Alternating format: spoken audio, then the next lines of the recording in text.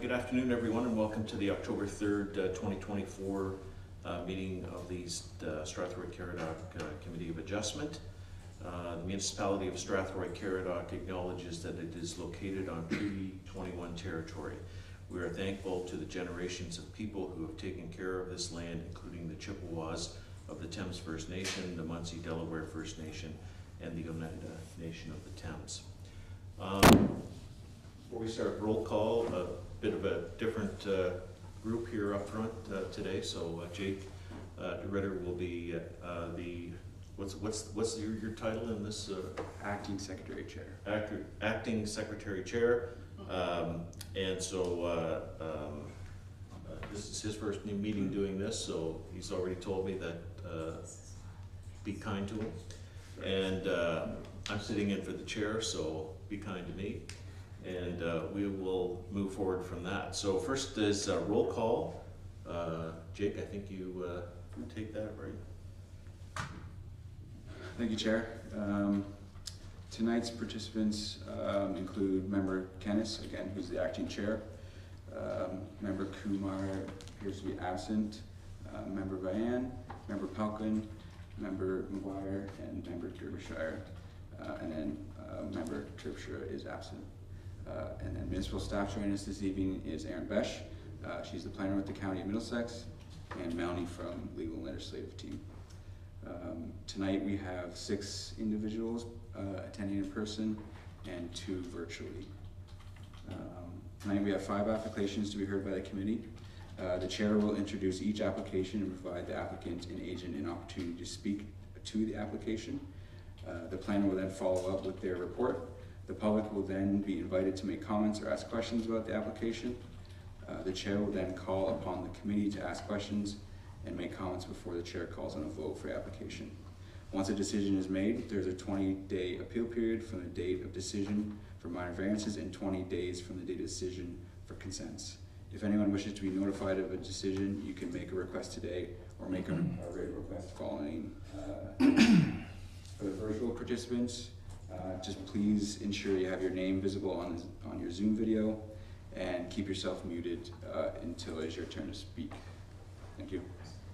Thanks, Jake. So there'll be a bit of a change in process tonight. In the past, after every application was dealt with, the Secretary Treasurer would go through, and there's an appeal period and blah, blah, blah, and all that kind of stuff. So Jake has done that once tonight for the entire meeting. So we will just move from application to application. So once we've finished with application 1, we just will then automatically move into number 2.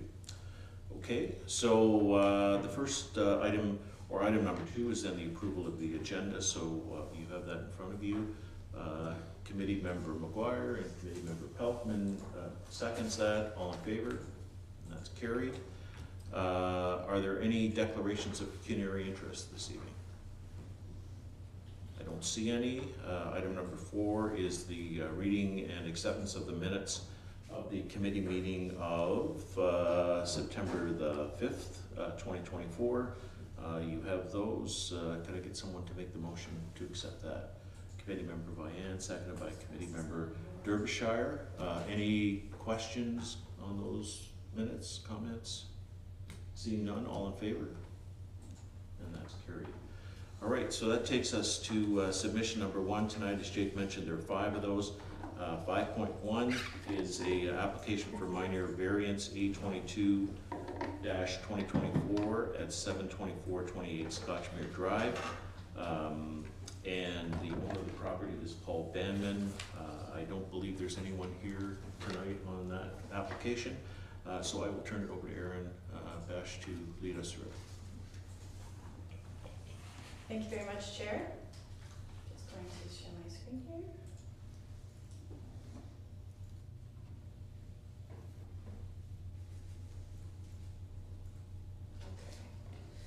So the first application before committee this evening is asking for relief from section 18.33 of our zoning bylaw to permit a rear yard depth of 13 meters, whereas a minimum of 30 meters is required in the A1 zone. The property is located at the corner of Scotchmere and Sutherland Road. The property is approximately 20 hectares in size. There is is, although the aerial photo is a little out of date, there is actually a house that has been constructed along the frontage of Sutherland Road. But the primary area that we're dealing with this evening is to the sort of south corner. There's an existing barn at this location. So I'm just going to switch my location map to a slightly closer version of this. There we go. So this gives a bit more of a close-up context. So as I said, there is an existing barn and an existing sort of storage shed here. The applicant is proposing to construct a 714 square meter agricultural building at this location. Of course, due to the fact that it is a corner lot, it has frontage on both Scotchmere and Sutherland. Sutherland is the shortest lot line fronting a public road, therefore it is the front lot line, which would make the opposite line being this line here. This becomes the rear lot line. So whereas the side yard setback of an A1 property is 15 meters, they are subject to the increase of 30 meters because it is technically deemed the rear lot line. So the applicant has advised that the purpose of the structure is for farm and agricultural use as well as personal vehicular storage. We are limited in our A1 zone. I've listed in my report the permitted uses on the A1 zone, and just note that anything that goes outside of these permissions does require a rezoning. I won't take you through my policy analysis portion. The application was circulated as per the requirements of the Planning Act. I did not receive any comments or concerns regarding this application. My for-test analysis really hinged on the fact that, again, although it is technically the rear lot line, it operates more as a side lot line between itself and the adjacent agricultural parcel. The nearest house is quite a bit of a distance away, so there are some poultry barns that are located closer to where the structure would be. However, as they are just agricultural livestock buildings, the impact on the neighbors in terms of privacy and that sort of thing are very minimal. So it is for those reasons that my recommendation this evening is approval. Thank you. Thanks, Erin.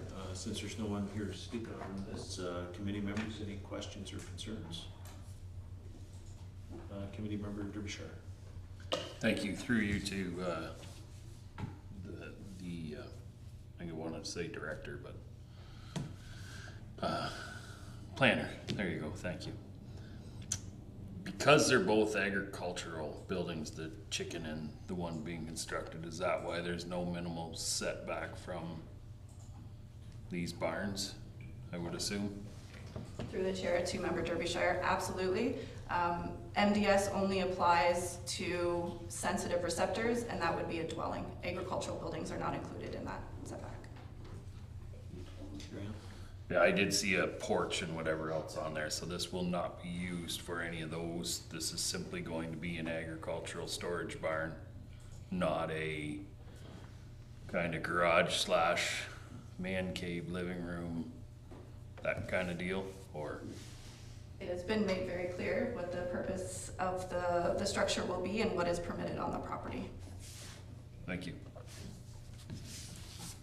Any other questions? All right, the recommendation is that application for minor variance A22 2024 be approved. Could I get someone to make that motion then, please? Committee member Derbyshire, seconded by committee member McGuire. All in favor? And that's carried. All right, next we move on to 5.2, which is an application for minor variances. I believe there's a couple of variances that are being applied for here. A23 2024 at 22399 Adelaide Road, which is County Road 81 in Mount Bridges. The owner of the property is a numbered company, 10000792205 Ontario Inc. I believe we have with us the applicant by Zoom, Peter Hebert, and I believe we have Rene Van Rompuy. I hope I pronounced that correctly. Is that? Oh, no. Okay. My apologies. And Brenda Dennis, I believe, is here as well. You couldn't make it. Oh, could make it. Okay. Thanks, Rene. Peter, are you on Zoom? Yes, I am. Okay, thanks. Hello. Did you want to start off with anything, or should I just turn it over to Aaron? Yeah, you can just turn it over to Aaron. All right, thank you, Peter. Aaron. Thank you, Chair. So the next application before committee this evening is requesting 3 variances. The first of which is relief from section 4.14(1) of the zoning bylaw to permit a front yard depth of 13.3 meters, whereas a maximum of 4.8 meters is required based on the setback of an established building line. We are also seeking relief from section 4.65A to permit 2 secondary suites that are 107 and 98 square meters in size approximately, whereas the bylaw restricts secondary suites to 80% of the gross floor area of the primary unit to a maximum of 75 square meters. The primary dwelling unit would be 113.9 square meters in size. And finally, the applicant is requesting to permit 1 parking space for the primary unit, whereas 3 parking spaces are required. So the proposal is for the construction of a 2-story residence with 3 dwelling units inside, 1 primary and 2 secondary, and a total of 3 parking spaces on the property. So of course the property is located on the south side of Adelaide Road, which is County Road 81. The subject lands in total are approximately 475 square meters in size, and it has 13.5 meters of frontage along Adelaide. These lands were severed in 2017, and they are currently vacant. The surrounding land uses of this property, we have directly adjacent is a converted church structure that has, I believe, 2 units within it, and it also has an addition on the rear, which has a unit within it as well. There are a mix of low and medium density residential, and of course several commercial uses across Adelaide and just to the north. Oh my goodness. Okay, there we go. The property itself is within the R2-4 zone, which permits single detached dwellings as well as multi-unit dwellings to a maximum of 3 units. And of course the applicant is proposing to construct those 3 units. The established building line was a little bit complicated because the property was subject, of course, to a severance in 2017. So road widening was taken at that time. So the parcel fabric kind of dips a little bit lower than the properties that are abutting it.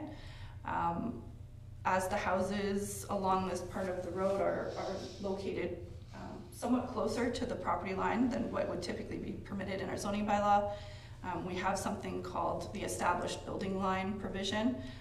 Basically, if there is a new house that is being constructed within 5 existing homes that are all within 150 meters of each other, you take the average front yard setback of those homes, and that shall be what the setback is for their home, the new home, regardless of what the setback in the zone is. So I did that exercise. I calculated what the average setback was. It would have been significantly closer, as these houses are not very far away from the property line, but there is a house just, you can only see the tip of it on my location map. It's set back quite far from Adelaide Road, so it's skewed the setback a little bit. So it is actually 4.8 meters would be the established building line, which I've included on the map. That wouldn't even give the applicant an opportunity to put a single parking space in that area. And based on the footprint of the structure, there is no room to put a driveway to the rear to have the parking in the rear.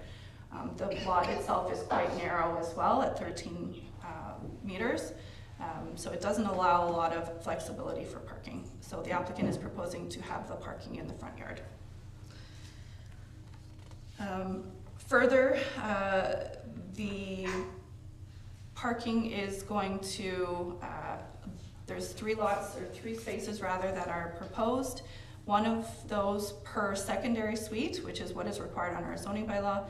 And then typically the primary unit would be required to have 3 parking spaces. However, in this instance, they are requesting a reduction to 1 parking space for that unit. As well as sort of recognizing the secondary suites are going to be of similar size to the primary unit because it is a stacked building. There'll be a unit in the basement, main floor, and on the second floor as well. So that being said, the application was circulated as per the requirements of the Planning Act. The county engineer advised of no concerns, and I did not receive any other internal agency or department comments. I do note that there are several members of the public here today. However, I have not received any correspondence in regards to any concerns that way. The analysis of the 4 tests of minor variance, I took a look, first of all, in regards to the established building line. While it is set back, quite a distance compared to the 2 that are directly adjacent to this property, as I noted before, there are homes along this stretch that are located even further away than what this house is proposed. So I would not say that it is out of character to have increased front yard setback. Also, the applicant wouldn't even be able to meet the setback that is established through the 2 houses adjacent, just based on the parcel fabric and the road widening dedication that has been taken. In regards to the secondary suites, again, the structure will be stacked, so each unit will be relatively similar in size. However, my analysis was really related to the fact that this is an R2-4 zone. It permits multi-unit structures up to 3 units. We also, of course, have the provincial direction for residential lots, parcels of lands that allow for 3 units as of right.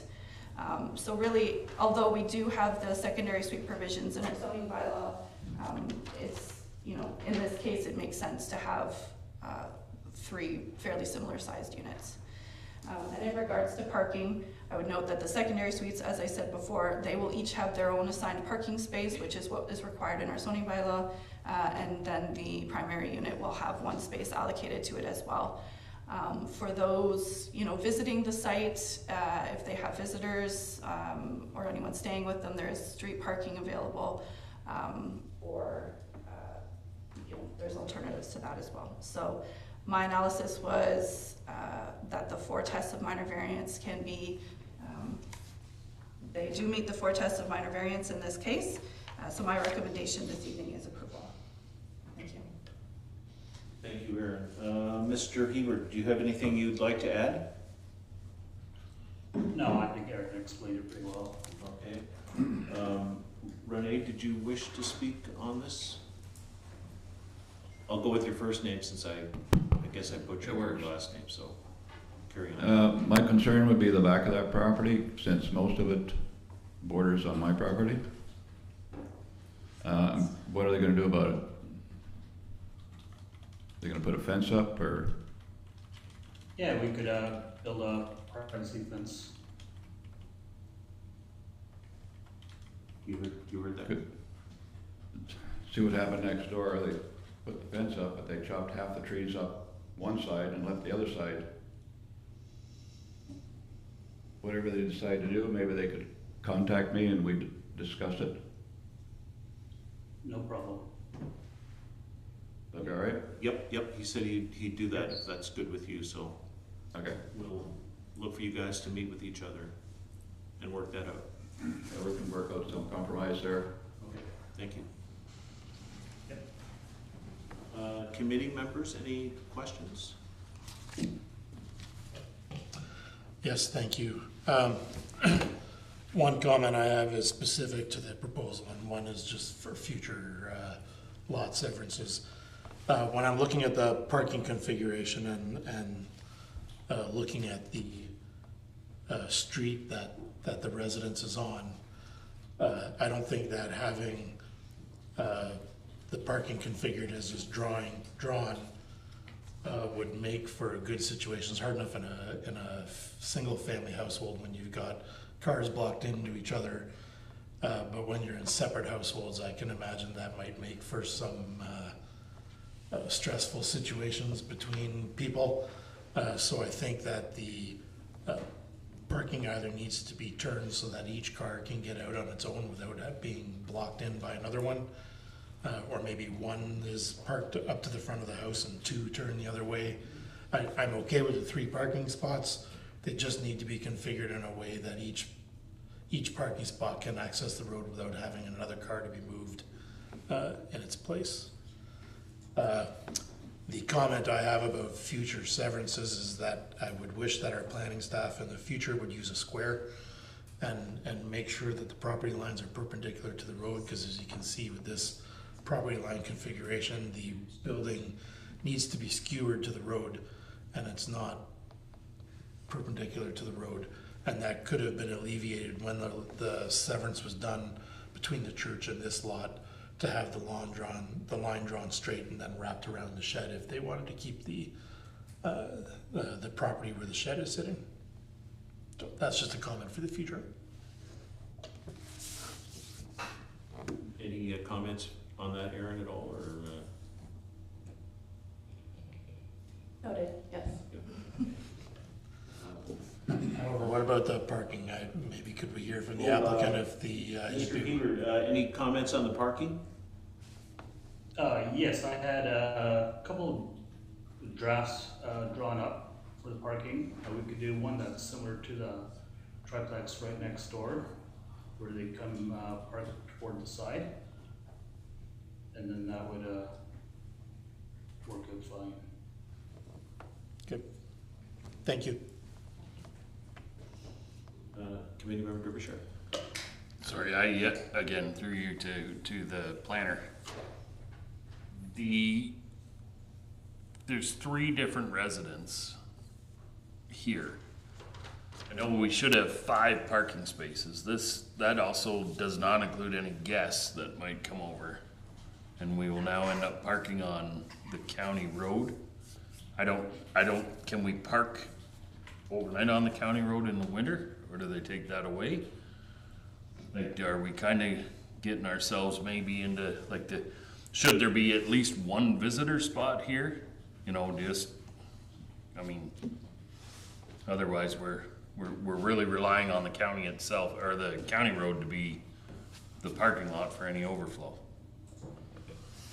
Through the chair to Member Derbyshire, that is a great point. I will note that, even though the property line is set back a significant distance, their driveway will still extend to the road, and they will still be able to park in that area, so there will likely be an additional parking space.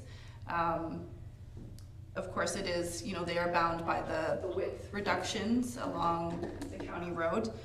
So at the road, it does need to be the 4.5 meters in width, but there should be some additional space that way. And of course, Peter does have options for parking. It was more just a factor of, this is more, although it is a primary suite, it is treated more like just a rental unit. We only require 1 space per secondary suite, so that kind of carries over a little bit into the primary unit as well.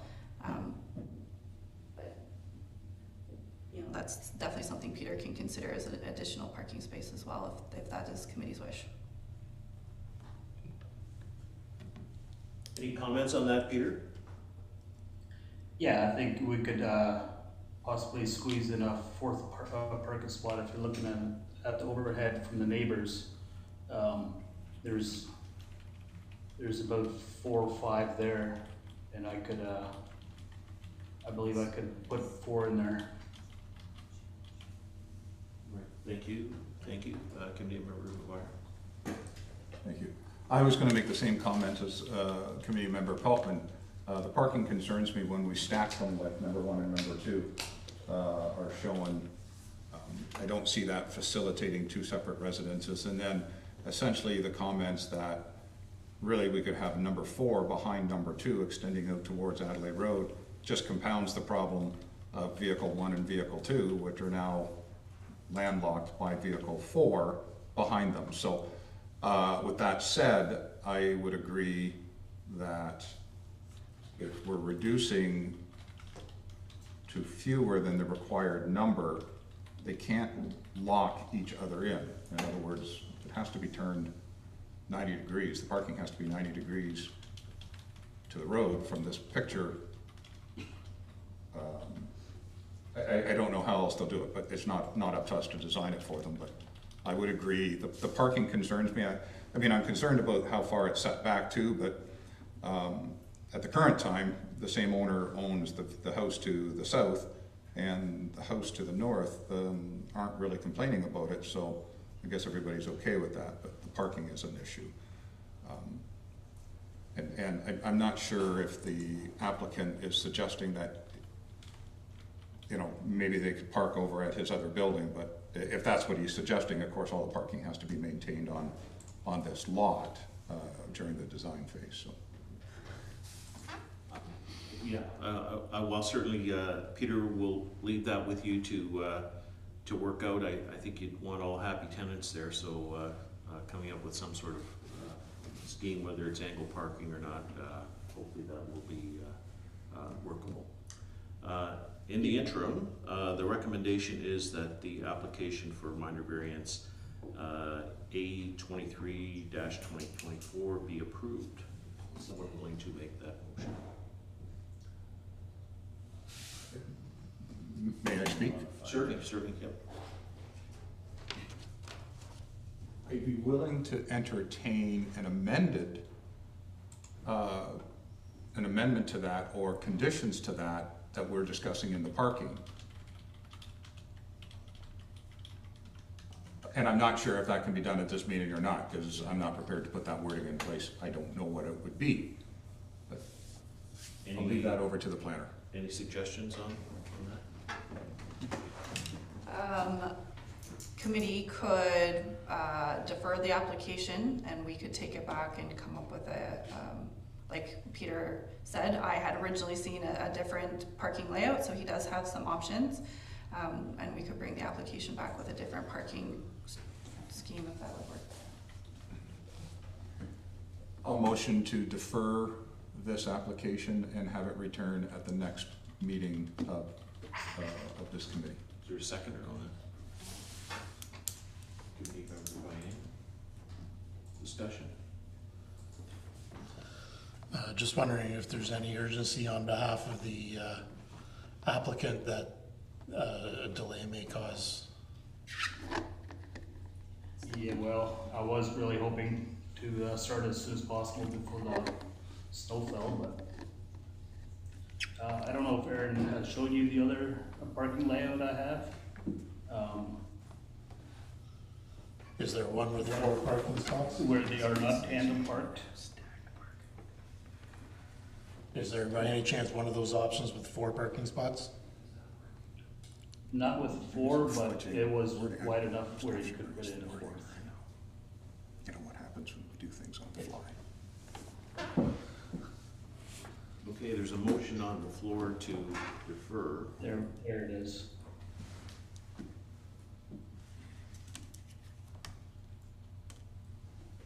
So there's They 3. can redesign the front entrance stairs to the side, and then there would be a 4th one available.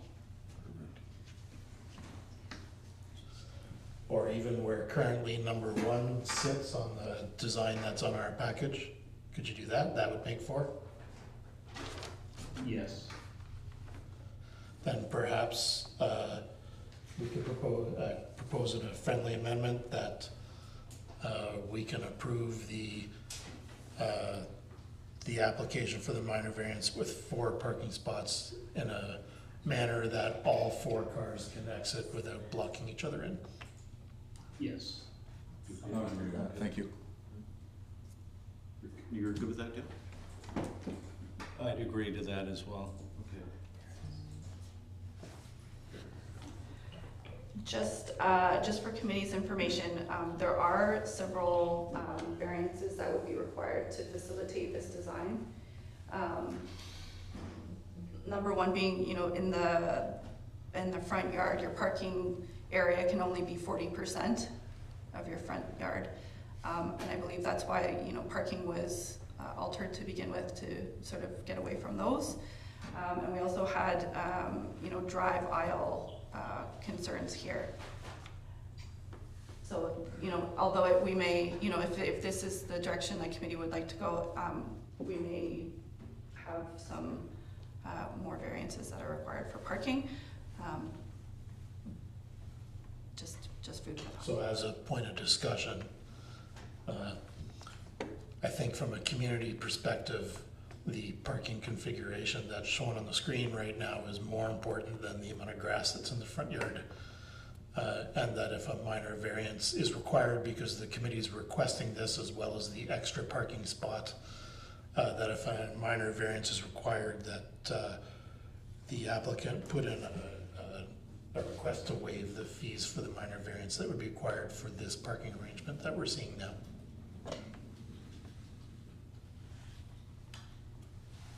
How do I do this? Thanks, Steve. It makes sense. I understand exactly what you're saying, I just want to make sure that we do it the right way. Can we add conditions or?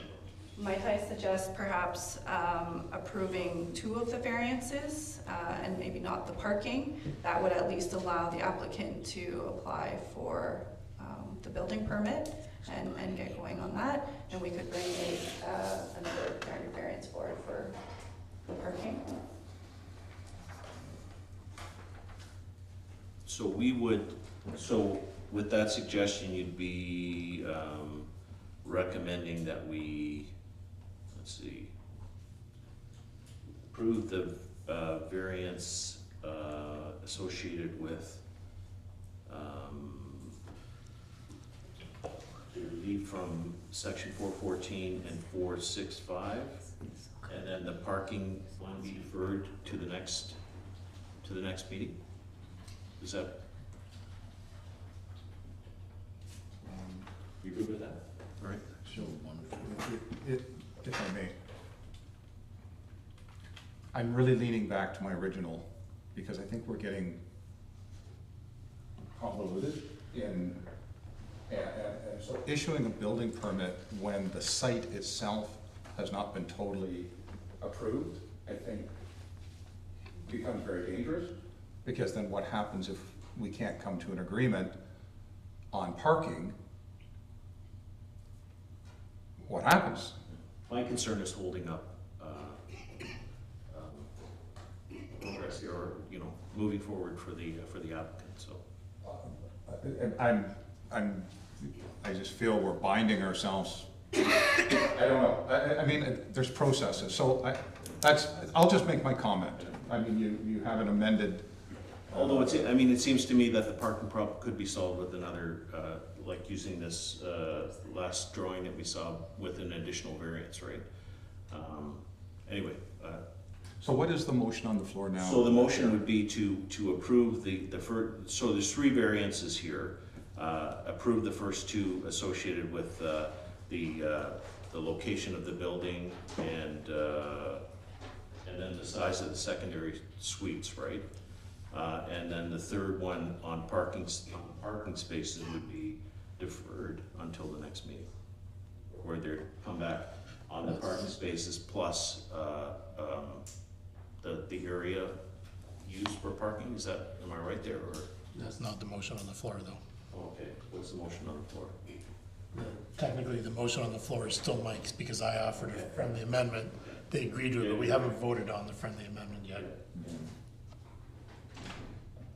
I was gonna say, I think the amendment was that we are somewhat approving this parking thing, and if they need to come back, then they have to apply then back for that. So technically what we're saying is we want this drawing, and if he has to reapply for us to give our permission to reduce the grass area, then that's, essentially we're saying you have to do this, but they have to bring us back one more thing, because maybe we can just do that now and say if it is, the grass area is bigger than this, then we can approve that, or no?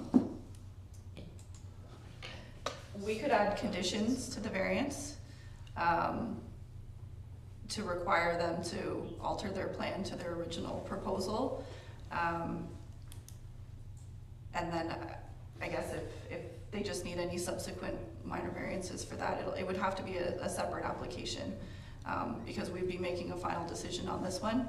You would have to bring another one forward, and then if at that point he requests the fees to be waived to facilitate that. Thank you. It sounds to me like our building department still cannot issue a building permit because it's not finalized. I don't think our building department will issue a building permit based upon that, because they're gonna say, well, it's gotta come back for another minor variance. So now we're putting them through the whole process. The quickest process to this is simply deferring it to the next meeting and letting you do all the work that you need to do in the background, and we continue on with the application. Because I believe this is an incomplete, and I don't think our building department can issue it, because it has an outstanding minor variance application.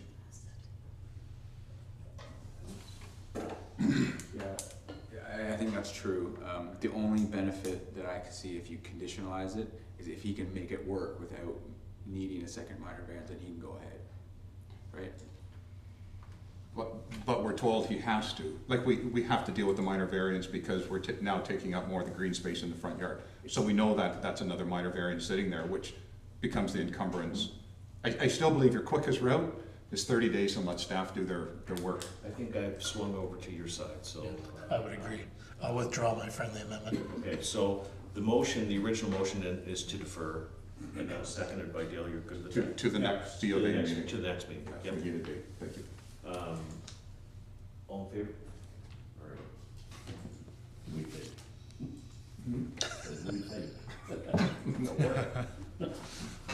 We all Thank you. We learn things here as we go along, right? So. we do. We're gonna have a better result. All right, we move on to 5.3, which is an application for consent B12-2024 at 22428 Wanacott Road. The owners of the property are Hank and Ricky Peters, who I believe are here with us tonight. And I will turn it over to Erin. Thank you, Chair. So the next application before committee this evening is for a lot creation in the agricultural area. The applicants are proposing to sever an existing dwelling from a larger parcel of land, and that would create an additional building lot on the sort of the remnant farm parcel. The property is located just southeast, at the southeast corner of Wanacott Road and Glendon Drive, just east of the Highway 402. The lands in total are approximately 6 hectares rather, and have frontage on, of course, Wanacott and Glendon. Glendon being the front lot line, and Wanacott being the exterior side yard. So the applicants are proposing to sever a lot, being the dwelling, that is 1.4 hectares in size with approximately 100 meters of frontage along Wanacott Road. This contains their existing single detached dwelling and a storage barn. The septic system and well are wholly contained on the severed lot. The existing dwelling was constructed in 2016 and is accessed off of Wanacott currently. The proposed lands to be retained would be 4.6 hectares in size and are largely in agricultural production. So originally, this severance does appear to, separating the house from the farm parcel would appear to be a surplus farm dwelling severance. However, in this scenario, the applicants do not qualify for that type of severance. They do not, they are not part of a larger farming operation. They do not own any more farming pieces. The house also was constructed, in 2016, which doesn't meet our surplus farm dwelling age of January 1st of 1999. So because it is not considered a surplus farm dwelling severance, it is considered lot creation in the agricultural area. I would also note too that the intent of the surplus dwelling severance is under the provincial policy statement. One of the requirements is that the farmland be rezoned to restrict additional residences being created on this property. However, that is not part of this severance, so it would be a lot that would be buildable in the future.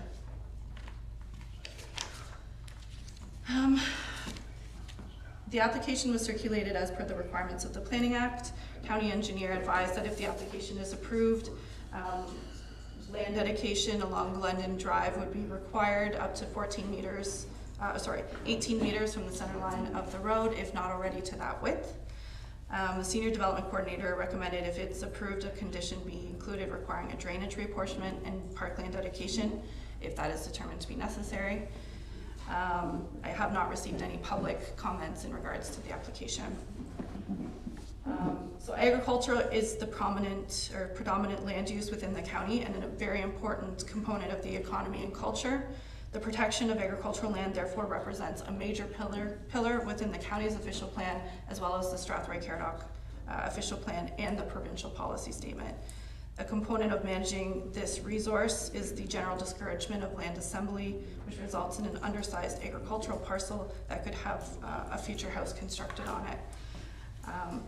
The policies that seek to limit the creation of smaller farm parcels are an attempt to ensure viable agricultural parcels are available to support current and future farming practices.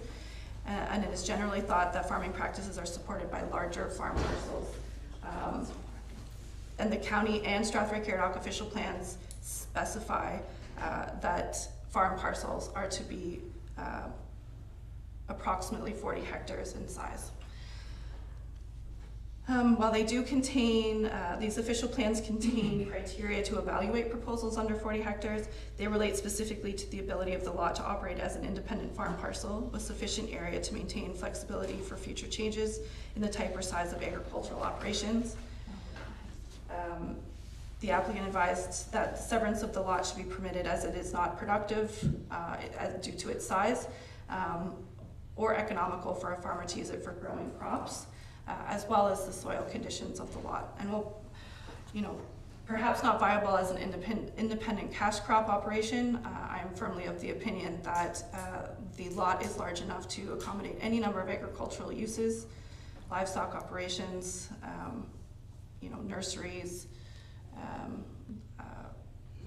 horse riding stables, hobby farms, and the like.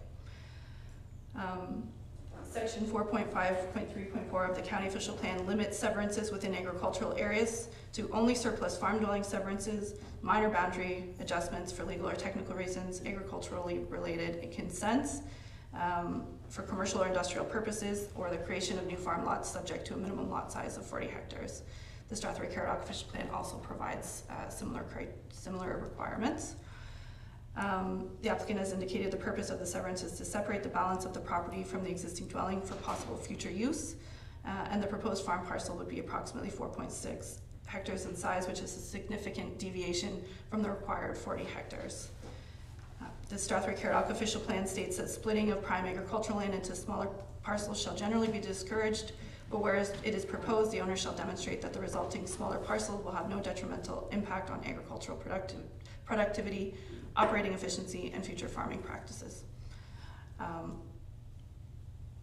Again, I note that although it is similar in that it is separating a house from a farm parcel, in the same way as a surplus farm dwelling severance, it does not qualify for this type of severance under our official plan, county official plan, as well as the provincial policy statement. So it is, these reasons that I am unable to provide support for the application as proposed. We have very strong policy direction against these types of applications. The proposal is inconsistent with our policy direction. Therefore, my recommendation this evening is denial of the application. Thanks, Aaron. Mr. and Mrs. Peters, do you wish to make any comments?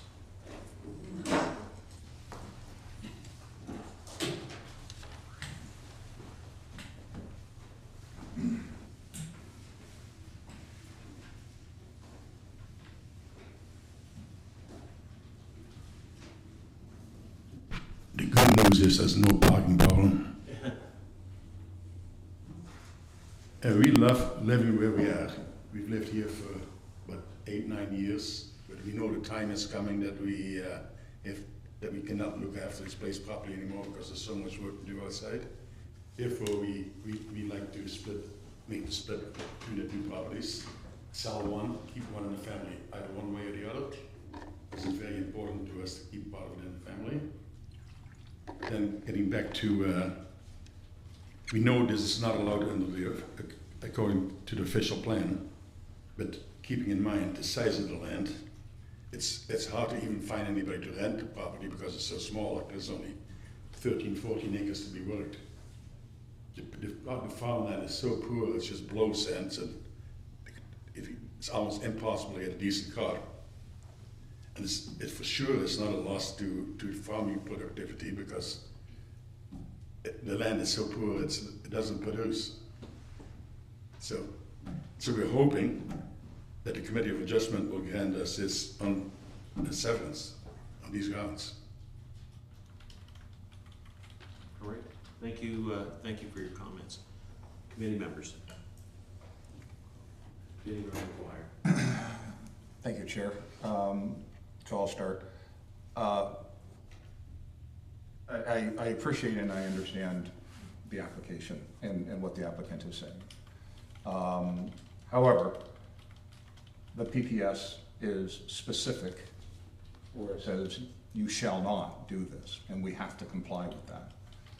And really, once we were taken out of play at that point, because we have to comply with the PPS, there's really no need to fall down to the county official plan or our official plan as a municipality, but both of those also limit our ability to do things. So I can't support it. I wish I could, but I can't, Chair, because in my view, we simply don't have the authority to do it. So I'll stop there. Anyone else? Committee Member Derbyshire.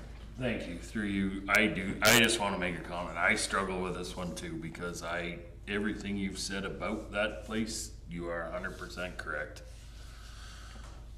It's just we don't have the authority to do this, but really and truly, you're right. This is high blow sand that is not overly productive farmland that this would be a very good use for. But like I say, yeah, it's just too bad you can't find a farmer to buy that little piece of dirt. Yeah, I'm in the same boat as Councillor Derbyshire. But I do have a question though. If the owner of the property just to the north were to buy that portion and it get merged together, would it be allowable under that circumstance? Owner to the north? Whoever owns that piece where the cursor is on the screen, A1-14-T.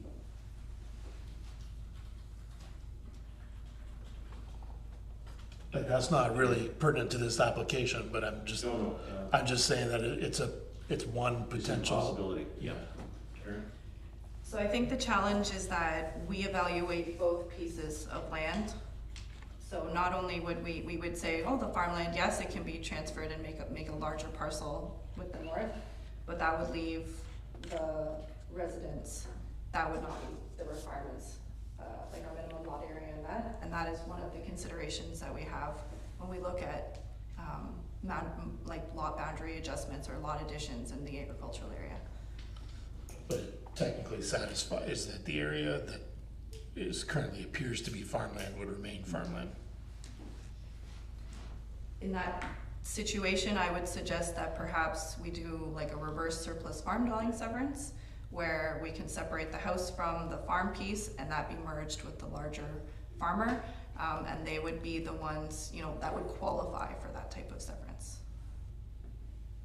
Right, I understand that. Okay, thanks.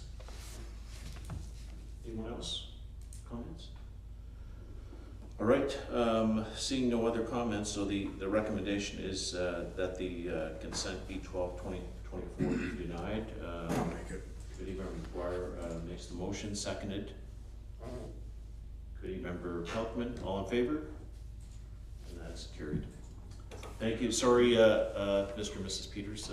Certainly understand what you have asked, but unfortunately, at this point, we're not able to do that. So, Thank you very much. all right. We move on next to application 5.4. This is application for consent as well, B13 2024 and B14 2024 at 22608 Adelaide Road in Mount Bridges. The owners of the property are Lisa and Jake Friesen, who I believe are here. Oh, they're on Zoom, sorry. And I also have Lori Apple. Here? Paul, thank you. Who is here as well. Erin, take it away. Thank you, Chair. The next application before the committee this evening is requesting to sever a new residential lot within the settlement area of Mount Bridges for the purpose of constructing a new single detached dwelling. In order to facilitate this application, the landowners have come to have come to Strathroy-Caradoc Council and have received permission to do a service extension from Adelaide Road up across the retained parcel to service on a temporary basis the lot that would be fronting onto Emerson. For those who are not, who don't sit on the council, Emerson Street is not currently serviced with sanitary or sewer, or sorry, like a sanitary line, rather, and it does go down Adelaide Road. So the only way to facilitate the severance would be to service from Adelaide Road. The property is located on the north side of Adelaide Road between Lions Park Drive and Yonge Street in Mount Bridges. The lands are considered a through lot in that they have frontage on both Adelaide and Emerson Street. They're approximately 2,057 square meters in size, or about half an acre. And they have both 20 meters of frontage on Adelaide and Emerson, which is the requirement under the R1 zone.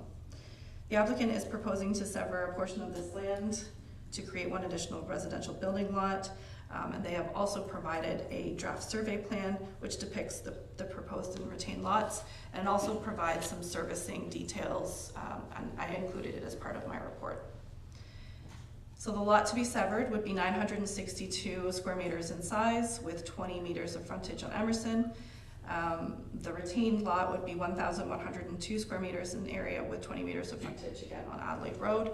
Both of these lot areas are significantly over what is required in the R1 zone, which is 460 square meters for lots on full municipal services. The retained lot contains an existing single detached dwelling, detached garage, and 2 garden sheds. The property is connected to municipal water and sanitary currently. The dwelling has a ground floor area of approximately 100 square meters, and the sheds and detached garage do not equal 80%, so we don't need to do any recognizing through this application. So of course the application is also requesting to establish a 3-meter wide easement from Adelaide Road to the rear of the Emerson Street lot. This would provide a temporary sanitary connection to the severed lot. At the time that sanitary is expanded down Emerson, the applicant, or sorry, the severed lot would be required to disconnect from the temporary line and connect to Emerson Street. In order to facilitate this, we have included several conditions related to development agreements that would be registered on title of the lands. The application was circulated as per the requirements of the Planning Act. The Manager of Environmental Services advised the confirmation be received that the retained lot is actually connected to municipal services, and such independent connection is required to be completed prior to any consent certificate being issued. Additionally, that the severed lot be fully serviced before the consent certificate is issued. So likely water would come off Emerson Street, and the sanitary line would be connected via the easement. We are requiring that the applicant extend the servicing line to the property line of the severed lot. They do not have to extend it any further into the lot. The Senior Development Coordinator advised that as a condition of consent, the lands to be severed will require a cash in lieu parkland dedication of $1,000. The owner will also be required to enter into an agreement to be registered on title with the municipality for the installation of a future sanitary connection on Emerson Street and the removal of the temporary sanitary connection and easement on that leads to Adelaide Road. The county engineer advised that the owner will be required to dedicate lands up to 15 meters from the center line of Adelaide Road across the severed, or off the retained portion, of course, because the severed doesn't front onto a county road. And that is for road widening purposes, and it's only if it's not already to that width. The Middlesex County Safety and Standards Officer requires that the severed parcel be assigned a 911 address, and that be in collaboration with the county. I have not received any comments or concerns from the public at this time. So in regards to the lot creation consent, B13, I am of the opinion that this proposal represents desirable intensification in keeping with the surrounding land uses. Prominently residential in this area for single detached dwelling, it's what is being proposed currently and is what is permitted under R1. The new residential lot, again, will require connection to both water and sanitary, so it will be fully serviced, which is required under our official plan. With respect to the zoning bylaw, planning staff note that the severed and retained lands, again, exceed the minimum lot area and frontage. I'm fully satisfied that the severed lot can accommodate a well-sized dwelling, as well as any accessory buildings, amenity space, and parking that is required on the urban zone. In regards to the easement, which is consent B14, staff have reviewed the sort of servicing details that have been supplied by the applicant.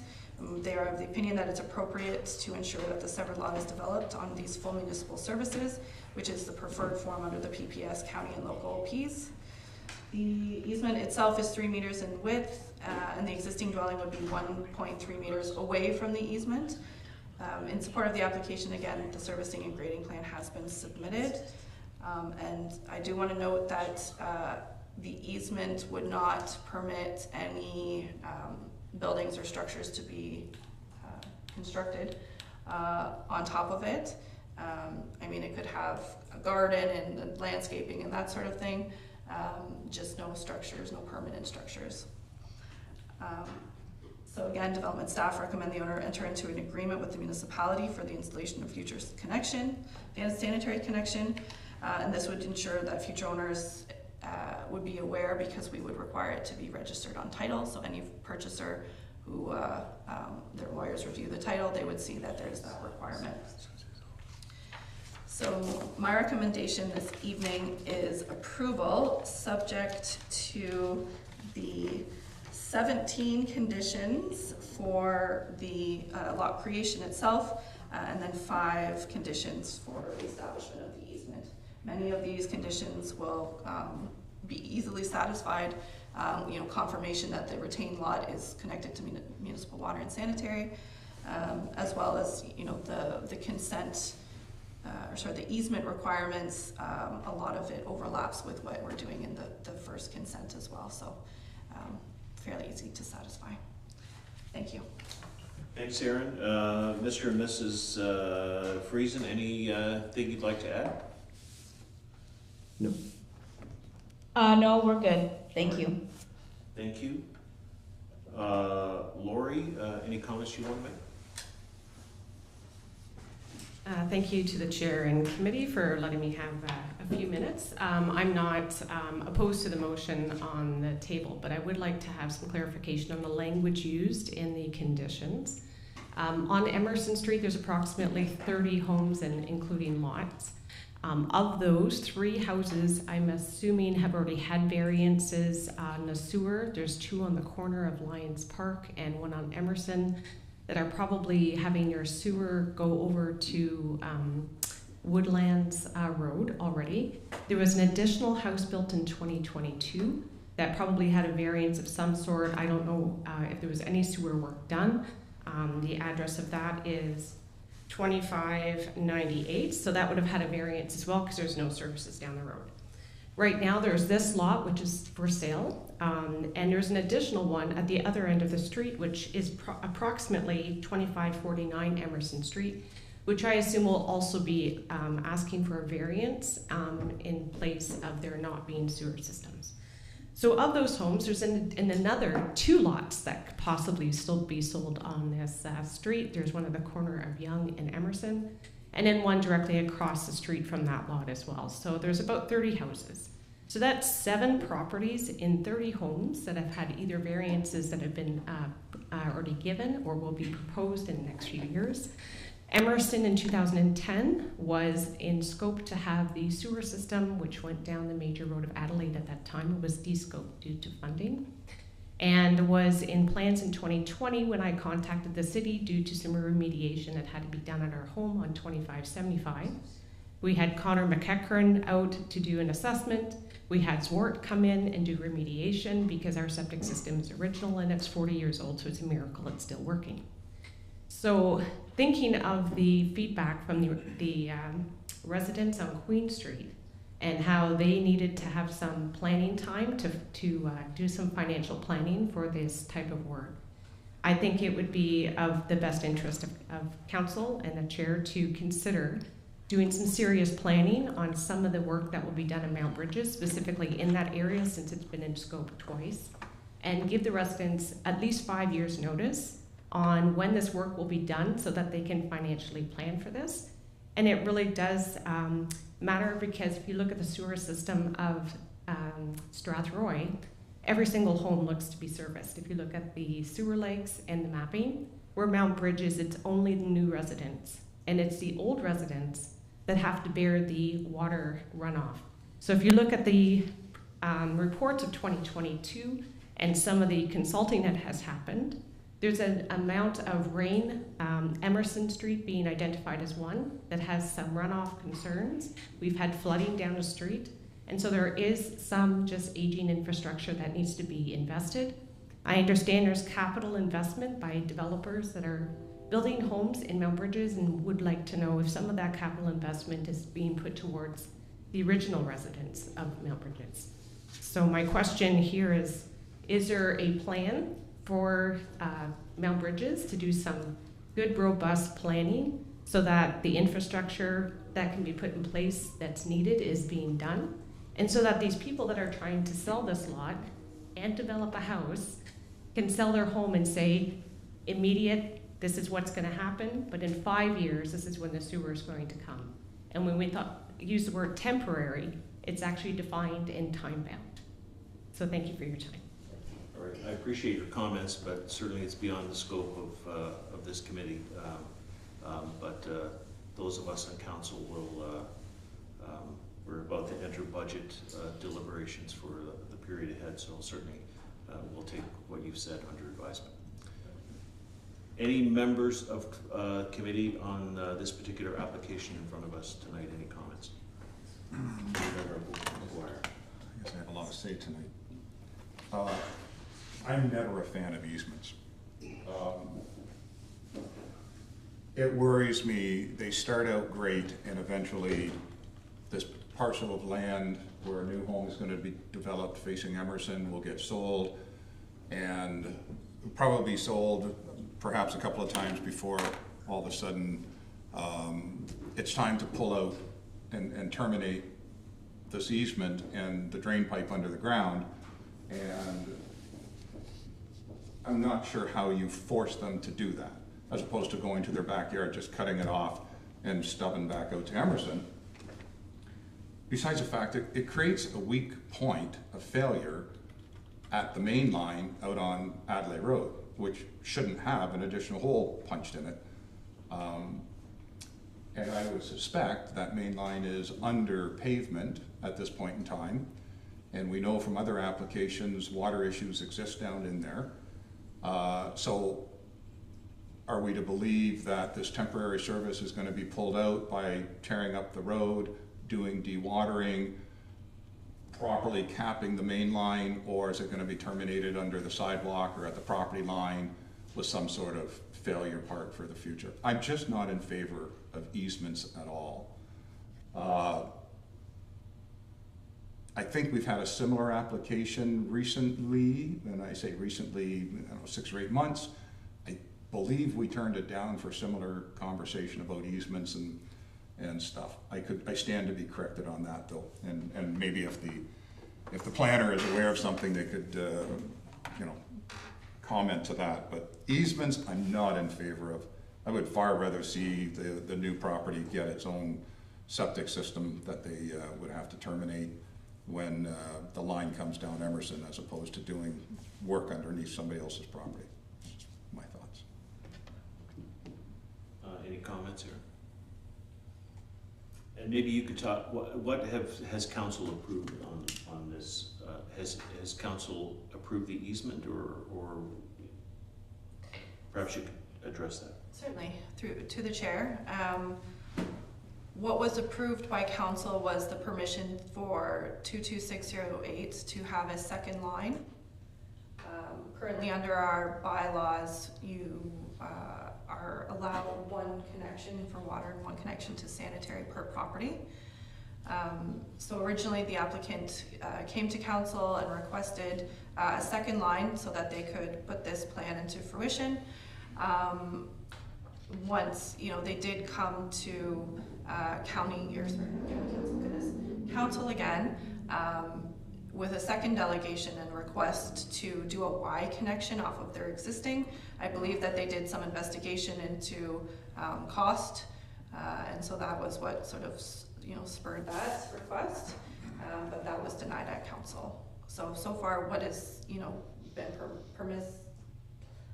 permitted at this time is the second connection for the separate lot. That's what I'm thinking about. So this is actually the same piece of property. Okay. Any other comments or questions? Yeah. Through chair to, I'm not sure, could they put in a septic bed in the lands to be severed if they wish to do so? I'm looking at this and I'm thinking, what, with the easement and having it run underneath 22608, it sounds more expensive and more of a pain to do that rather than just have a septic bed put in. Anybody able to comment on that? So that the policy wouldn't allow for lot creation with septic. And just a clarification too, that the line doesn't go underneath the house, it is actually beside it. Sure. Yeah. So, yeah, I think that's, if anything else to add on the lot creation part, you can. Policy. Yes. So, yes. So it is under the provincial policy statement, under our official plan, we do have a hierarchy for infrastructure and preferences for servicing. The first is, of course, fully municipal service, water and sanitary. If that cannot be accommodated, a communal septic system. If that cannot be accommodated, you know, an individual septic system. You know, we have lost some people in the department who have more history on this than I do, but we, you know, municipal staff have been informed, like, that, you know, septic systems, new septic systems for new lot development in Mount Bridges, and this was sort of a Matt Stevenson era, where we weren't going to like facilitate any new lot creation on septic services. And I believe there was something to do with the MOE at the time. We were having some nitrate concerns. I can't totally speak to that, but there was a reason why, you know, we advocated that this was a premature application if it was going to be on septic, that the applicant should wait until servicing was available on Emerson. However, this is, you know, the route that they have taken at this time to provide servicing. So, of course, that is, you know, up for committee's discussion as well. Any other comments? Thank you. So, first question is just a practical one from my understanding. So on condition 8, Now I gotta find it again. What page was it on? Right after 7. Excellent. Page 10? Page 10, other report? Just curious, what happens to that condition if the property, if both properties are sold? How do the new owners know that if we put sewers down, they're gonna be forced to disconnect from one and connect to the other? Is that just done through the title? I expect that's registered on title, right? Yes. Easement and all the conditions surrounding it, so. All right, and would it be the requirement then that they actually pull that pipe out of the ground, or is it just a matter of unconnecting on one and connecting on the other? The intent is to have them fully remove it. Fully removed. And then also remove the easement, so it goes back to kind of how it should be. All right, and has council already approved the easement or not? Or is that, That's what we're here for? Okay. That's the part I got confused. We approve, I guess, council approved the connection or the possibility of the connection, right? Council approved a second connection to 22608 Islet Road, so in principle, council approved the easement, I guess you could say. Because that was always the intent with the second connection, that it would be run through the easement. And then the community would formally approve the easement. Because I remember being wildly opposed to the Y connection, but, yeah. All right, any other comments, questions? Seeing none. Just through you, and I believe it to Jake, what is the enforcement of condition 8? If somebody crosses their arms and says, I cut it at the back property line, I threw a plastic cap on it, I'm disconnected.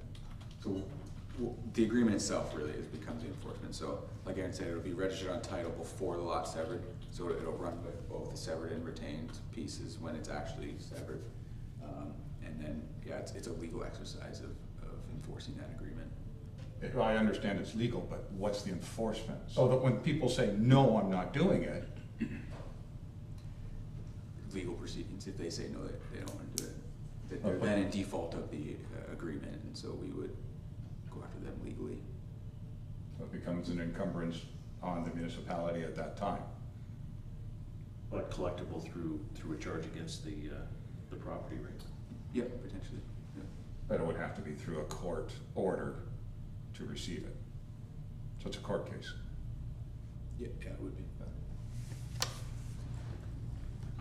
We also have permitting as well, like they will need a permit to connect into Emerson Street when that time comes. So there's some enforcement there, but most of it's gonna be through the agreement itself. All right, seeing no other comments, I'll cut them off anyway. We've got, first, there's 2 applications for consent. The first one is the severance itself, so B13/2024 with the 17 conditions. Is someone willing to make that motion to approve that consent?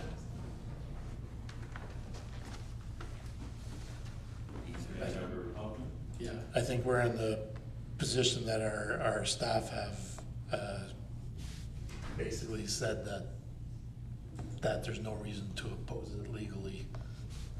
So as much as we don't like it, I think we're in a position to approve. Seconder, committee member Derbyshire.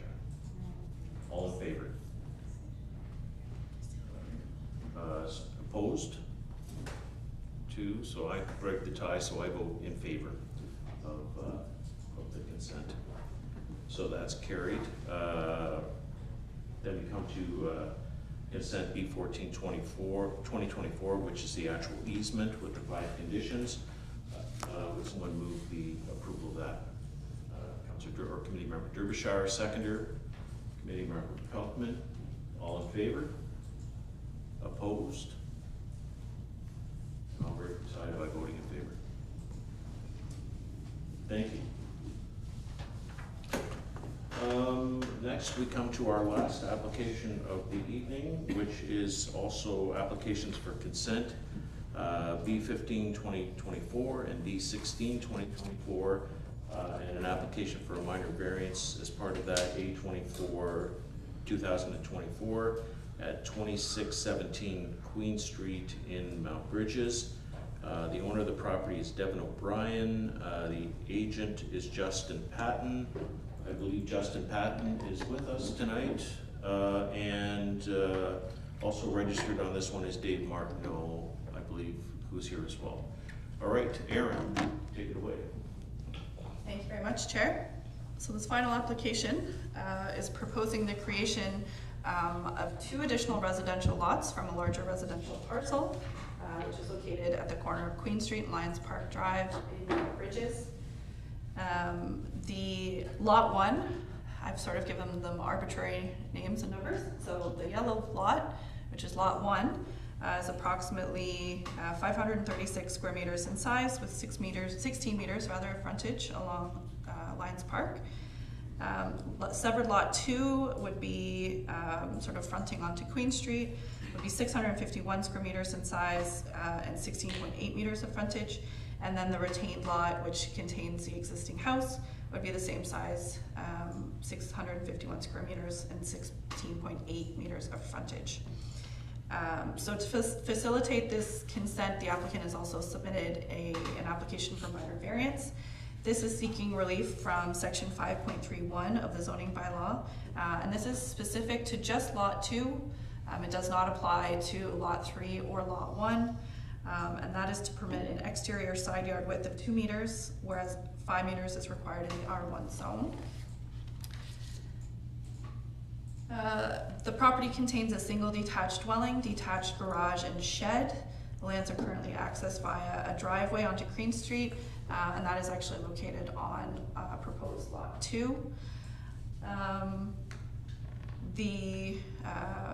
There is full municipal servicing along Lions Park and Queen Street.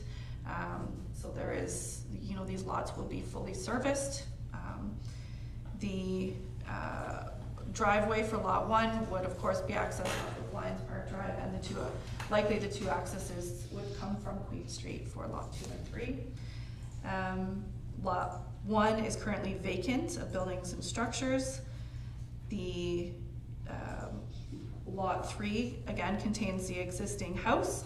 As the driveway is located on lot 2, it would require its own driveway to be installed. And lot 2 itself has the detached garage and shed. Those are proposed to be removed, as we do not permit accessory buildings to remain on residential lots without a dwelling associated with them. There is a small sort of unique green space feature just to the north of lot 2. This contains a bench, flagpole, and monument with the Lions Club logo. And due to the large distance between the actual paved portion of the road and lot 2's property line, that is why the applicant is requesting a reduced side yard setback, as this grassed portion will really provide a significant separation between the public right-of-way, the sidewalk, and the new dwelling. So the application was circulated as per the requirements of the Planning Act.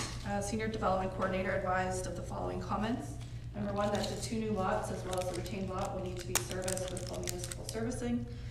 Number 2, the existing service for lot 3 may have to be relocated, sort of depending on where it is located.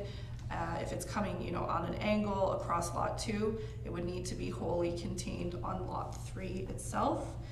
And number 3 is sort of moot at this point. We've done some further investigations. So initially we identified that there is a 1-foot reserve that runs the entire length of Lions Park Drive on this part of the road. On the southern portion, it previously had a restrictive covenant included on it that was in favor of the Lions Club. And this would prevent access, legal access from Lions Park onto this larger chunk of land. However, we have done some further legal investigations and determined that the 1-foot reserve is in the ownership of the municipality. and the restrictive covenant for Lions Club was actually removed in 2018, so they no longer have any rights to that piece, and there's no encumbrance for the applicant to access Lions Park with a driveway. So I'll speak more to when I get to the list of conditions, but it sort of goes along with that piece. So the County Safety and Standards Officer also required that lots 1 and 2 will require 911 addressing, and that will be done in collaboration with the county. The consent itself, so it's desirable intensification in keeping with the surrounding land uses within the hamlet or village of Mount Bridges. The area to the south, although the aerial photos is 2020, so it's a little out of date, we now have a townhouse development at that location. So there is significant, a bit higher, more density and significant development in this vicinity. Lot sizes in this area vary and include lots of similar size and configuration as the proposed. All of the lots meet the requirements of the R1 zone in terms of lot area and lot frontage. Again, the new lots will be required to connect to municipal servicing, so that will satisfy those policies under the official plan. Again, the garage and the shed on lot 2 will either need to be relocated or removed in order to facilitate, of course, development of the lot.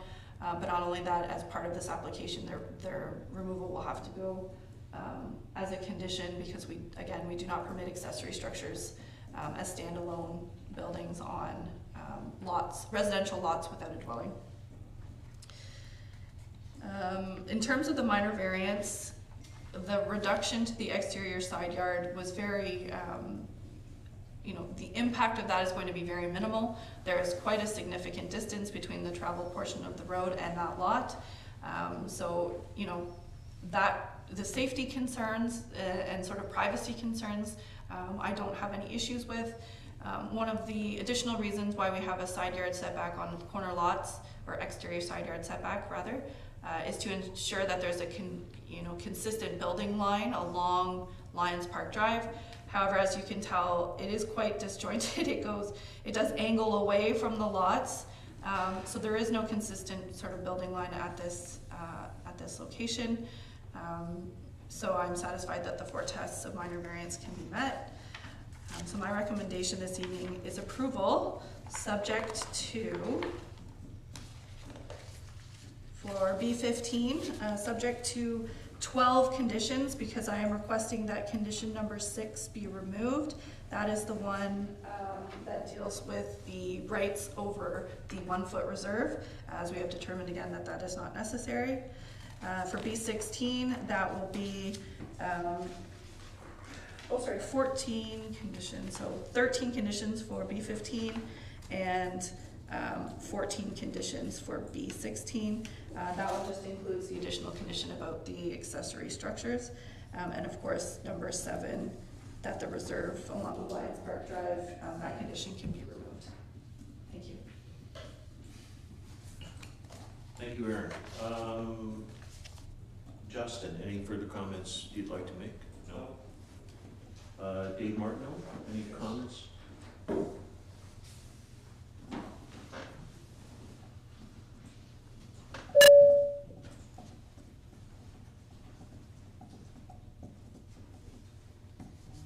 Good evening, Chair, members of the committee. Dave Martineau, Mount Bridges Lions Club. We don't have an objection to the applicant's application, but we have a concern with respect to maintaining our monument that's adjacent to the proposed property. It's a beacon. It's a fixture. It's been there for a long time. When you're coming down Lions Park Drive, it's very visible.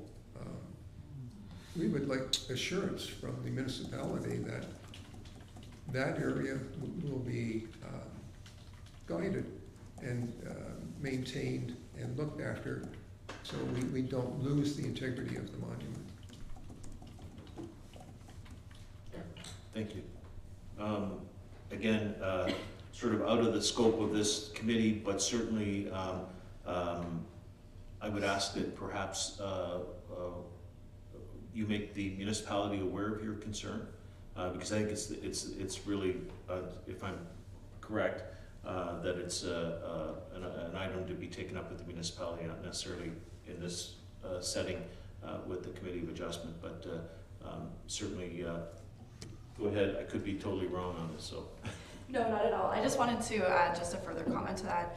It is my understanding that this area is maintained by the municipality, and there is, absolutely no intent. I've spoken with Rob, Rob Goulbourne, who's our Director of Parks and Recreation, and he fully intends to continue the maintenance of this area, and there's no, issue with that going forward. To the chair and the committee, the only concern I might have is with I would believe it's lot 2. I don't know whether a fence would go up or whether that would be open, where people have a tendency to encroach on open space. The only concern I have, again, is just protecting the value and the presence of the monument. And if the Lions Club needs to bring that to the attention of the municipality, we can do that.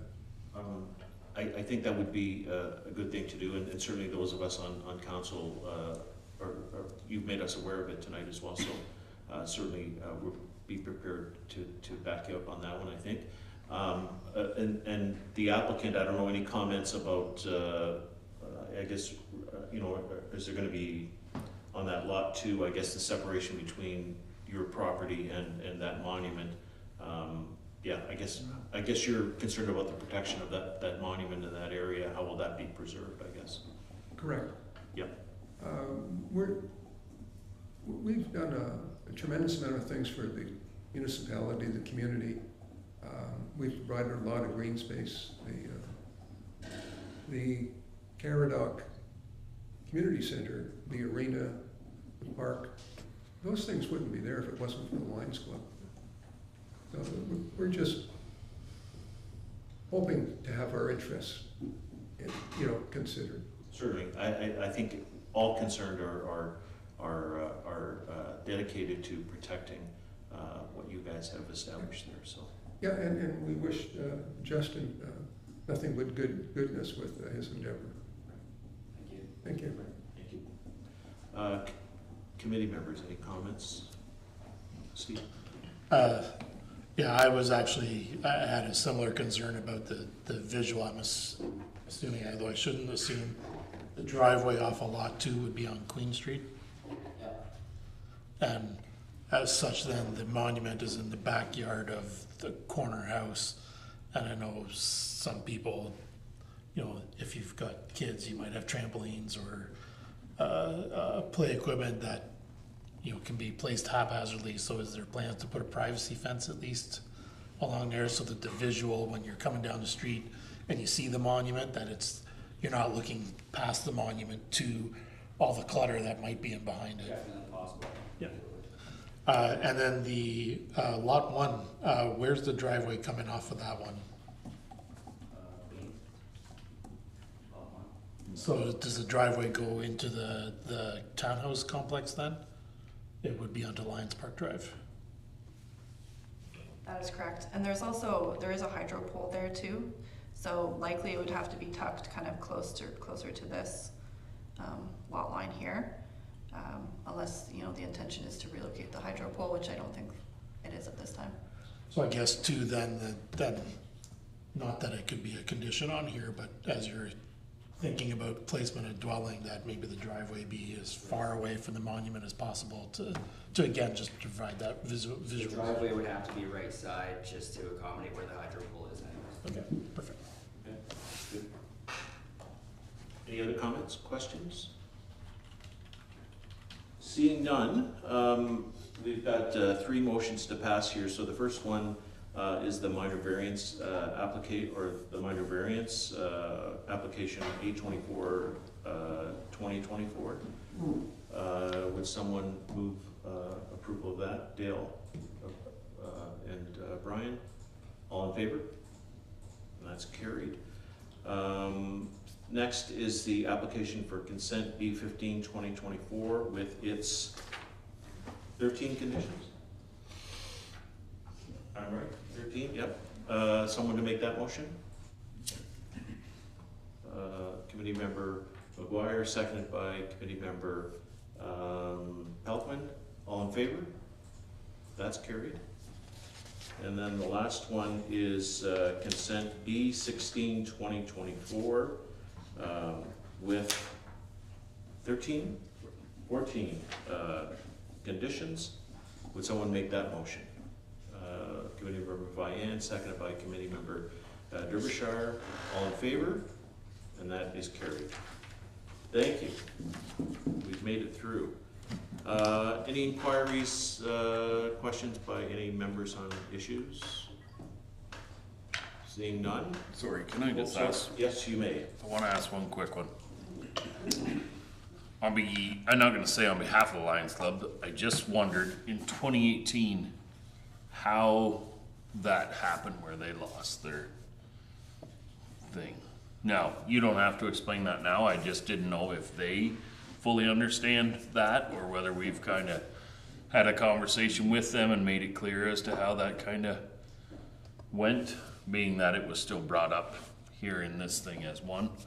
You know, like I said, we don't have to make the announcement here, just as long as the municipality, we kind of deal with them and make sure they understand where and how and why it kind of went the way it went. If we could do that, that would be, I think, appreciated. Thanks. Any other things? It's been a long meeting here, so. Next meeting is scheduled for Thursday, November the 7th at 5:30, and then there's a meeting on December 5th as well at 5:30. Last thing is to adjourn. The recommendation is to committee member McGuire, second by committee member Vian. All in favor? And we're out of here. Did not hand up for that. Yeah.